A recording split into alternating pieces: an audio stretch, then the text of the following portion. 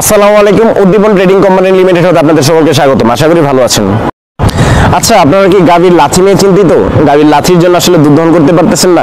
এই সমস্যাটা আসলে আমরা আদিমকাল থেকেই ফেস করতেছি এবং আমরা কি করি যে রশিদে বেঁধে দুধ দহন চেষ্টা করি। সেক্ষেত্রে কিন্তু সম্ভব হয় না, গাভীর কাছেও যাওয়া যায় না। দড়ি দিয়ে বেঁধেও কিন্তু আসলে গাভীকে আটকানো সম্ভব হয় না। অনেক দুষ্ট গাভী রয়েছে, পাগলা গাভী রয়েছে, যেটার জন্য আসলে গাভীর কাছে যাওয়া যায় না, দুধ দহন করা সম্ভব হয় না, ওলান নষ্ট হয়ে যেতে পারে সেক্ষেত্রে। তো আপনার এই সমস্যার সমাধানের জন্য আমরা দীর্ঘ 5 বছর ধরে একটা প্রোডাক্ট বিক্রি করতেছি, সেটা হলো গাভীর এন্টি কিক লক। তুর্কি টেকনোলজির এই এন্টি কিক লকে রয়েছে 12টি লক। এই লকটা আসলে 12টা কেন লক রয়েছে, আপনারা ছোট বড় যে কোনো সাইজের গাভীতে যেন দুধ দহন করতে পারেন। লকগুলা চেঞ্জ করে খুব সহজেই ফিট করে আপনারা গাভী থেকে দুধ দহন করতে পারবেন।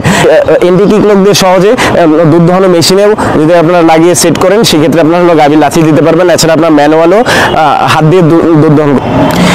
এই এন্টি কিক লক আপনারা কিভাবে পাবেন? আমাদের স্ক্রিনে দেওয়া নাম্বারে যোগাযোগ করুন। আমরা সারা বাংলাদেশে পাঠিয়ে থাকি। আপনারা হোম ডেলিভারি নিতে পারবেন কুরিয়ারের মাধ্যমে। এছাড়া আমাদের অফিস থেকে এসে নিতে পারবেন। অফিসের ঠিকানা দেওয়া রয়েছে ডেসক্রিপশন বক্সে। আমার পাশে যে ভিডিওটি দেখতেছেন, যে দুষ্ট গাভীর আসলে লাথি কিভাবে বন্ধ করা হচ্ছে, ভিডিও শেষ অংশেও দেখবেন কিভাবে দুধ দহন করা হচ্ছে এই এন্টি কিক লকের মাধ্যমে। এই এন্টি কিক লকের দুইটা কোয়ালিটি রয়েছে, একটা হলো GISS যেটা লোহা দিয়ে তৈরি, আর একটা হলো সম্পূর্ণ SS সম্পূর্ণ স্টিলের।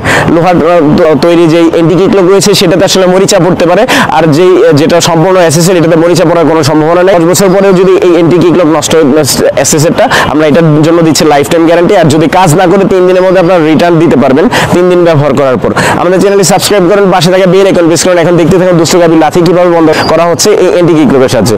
ভালো থাকুন, সুস্থ থাকুন। আসসালামু আলাইকুম।